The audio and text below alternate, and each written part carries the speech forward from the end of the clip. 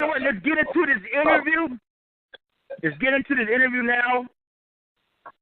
By 3:45, it should be done. And we come back live, you know what I'm saying? Me and Kato coming back, collaborating, playing more Prodigy music, Mobb Deep music, you know what I'm saying? This is for Prodigy, you know what I'm saying? So let's get into it, man. Unreleased, exclusive, Die4 radio interview, Prodigy. Get into it. Let's get it. So how you doing, Prodigy? What's going on, man? Man, appreciate you taking the time with us. This is Diar Lansky, and definitely got some good questions for you. So you want me to go ahead and start? Yeah. Okay, definitely. Well, it's been 8 years since your 7th album, Blood Money, G-Unit Records.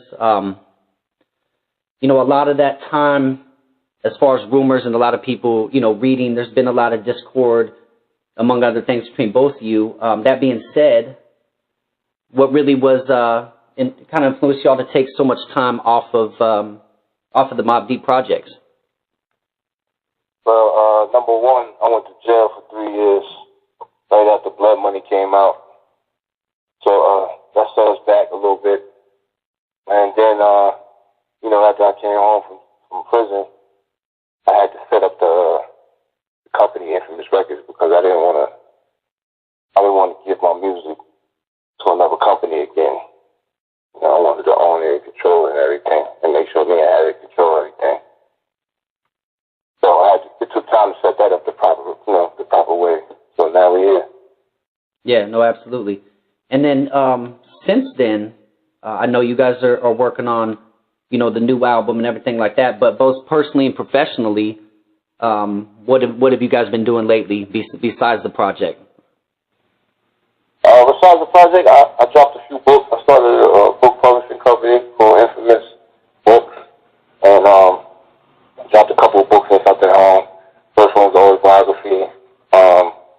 It did pretty good, and the second book I just dropped is a fiction story that I wrote. It's like a 90-page novella, something like in the same vein as like Donald Goines, short little novels. So I put that out recently. That's the new one. It's called H&IC. And also I've been dropping a few, you know, solo projects. I mean, the Alchemist put out an album called Albert Einstein recently, and I also put out H&IC Part 3 and a couple other projects I dropped, like Bumpy Johnson and Black Cocaine. So we've been working, you know what I mean, just building everything and getting my footing back since I've been home. Now, I know your guys' work ethic is impeccable. It has been, you know, now, 40 million records sold later. You know, I mean, definitely you guys have been consistent. When you were from 50 Cent's G-Unit imprint, if you will, you guys only did one album. Was that the way you guys went in there? You knew you were going to do one album, or that's just the way everything worked out business-wise? Yeah, the deal that we made was for one album with an option to do another one, if that's what we chose to do. You know what I mean? So it was like a 2-album deal, you could say. Okay. And you know, while I was locked up, you know, 50 had switched distributors to G-Unit. And during that time, before he actually made the switch, there was like a clause in the contract for us that protects us, that says if at any time the label, G-Unit, doesn't have a distribution deal for a certain amount of time, then our contract is void, and that's what happened. Okay. Okay. And so it basically protects us from being stuck on a contract that doesn't have a distribution deal. You know what I mean? Yep, absolutely. To now, you know, you're gearing up for this, you know, new Mobb Deep collection. Excuse me. And you're also going to include 10 unreleased tracks from some of the 94 studio sessions. What made you want to unleash all the music, old and new, like that?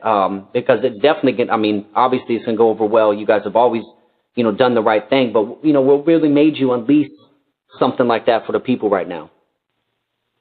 Well, for us, it's like a celebratory thing. Like, you know, we're celebrating the fact that April, when that new album drops, is the 20th anniversary of the Infamous album, actually. So, you know, to celebrate, that's what we did. We back to the infamous masters, and we actually found 10 unused songs.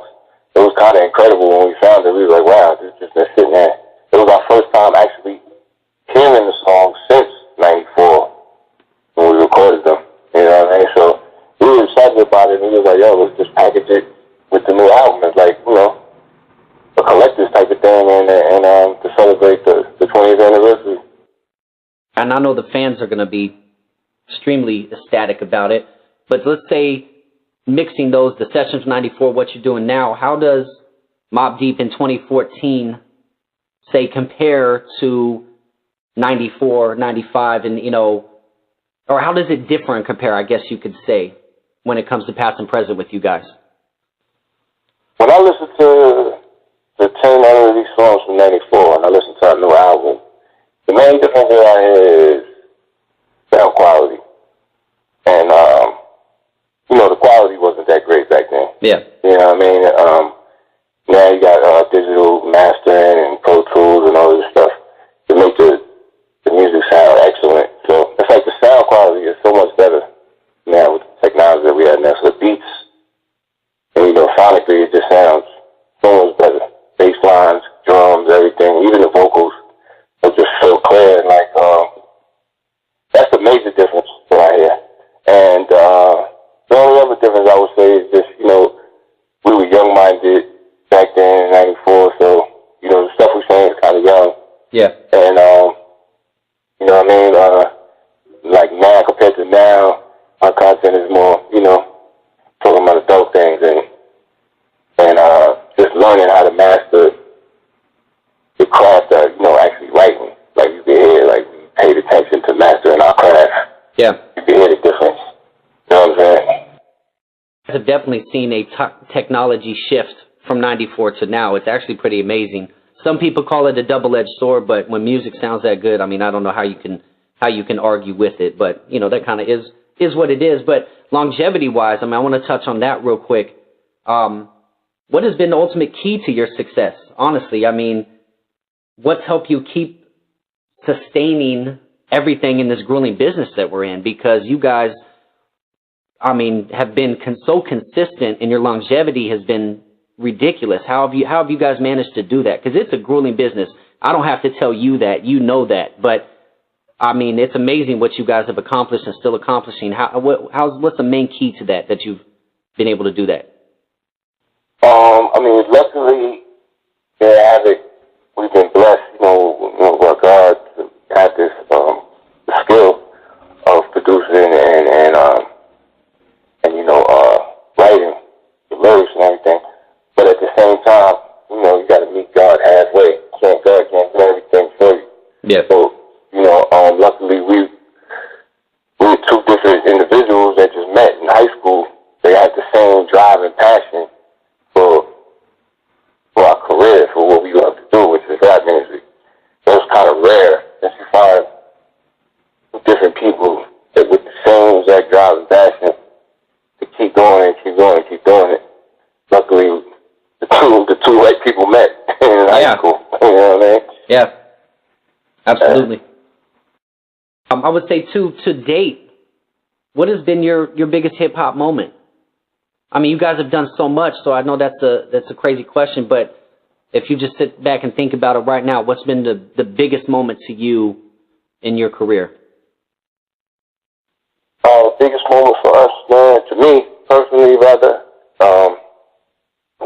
maybe like, you know, right now. To me, like, right now is always the biggest moment. You know what I'm saying? Yeah. It's always got to live in the right now. You know what I mean? And right now, you know, we independent. We have, you know, so much potential to make this label and make our brand just, you know, part of history that will never die and that the whole world can know. And we have so much potential to just keep going and take it further and make sure people will remember us and know who we are forever. So I think the most important time is right now. That's good. I mean, you're 100% right on that. And the people familiar with you, with your music that you created and performed, What would you want the people to know about you that they don't hear on the records? Now, obviously, you got the book going. Fantastic book, by the way. But what are some other things the fans could know about you that's not on the records? Oh man, maybe that I'm not the average I guess you say rapper or whatever, hip hop person. I like different things. Sometimes it shocks people. I listen to all kinds of music. I know about rock. I know about indie rock. I know about jazz. I know about different things, different types of foods. You know what I mean? I hang out with all different cultures of people. I like to read all types of different types of books, and I just different type of individual. I guess everybody's an individual, so yeah. I guess that would be the most shocking to people to see that I'm into so much different types of things outside of the hip hop that they know, the rapper Prodigy. You know what I mean? And saying that, your spare time when you're not in the studio, what would people find you doing? Are you still kicking back, listening to music? Are you cooking? Are you reading? Most of the time when you do have non-music time, what is Prodigy doing?